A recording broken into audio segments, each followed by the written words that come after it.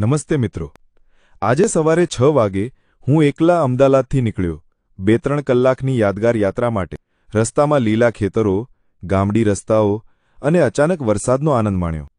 પછી દ્વારકાધીશ મંદિર પહોંચ્યો, જ્યાં ચુનંદી ગલીઓ અને ભક્તોના સંતોષભરા સમૂહ વચ્ચે એક શાંતિપૂર્ણ વાતાવરણ હતું. મંદિરની જડબેસલાક માળખું, રંગીન વેદીઓ અને શંખ ઘંટોની ગૂંજ ભક્તિભરું અનુભવ પૂરું પાડે છે.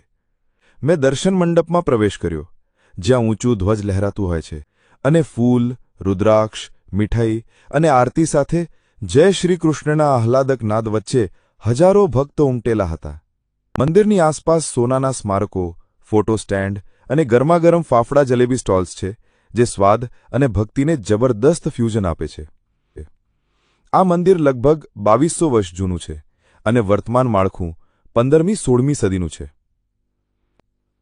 તો મિત્રો, આ હતી મારી નાની પણ ખાસ દ્વારકાધીશ યાત્રા. જો તમને ગમે તો લાઇક, શેર અને સબસ્ક્રાઇબ જરૂર કરો. હૃદય.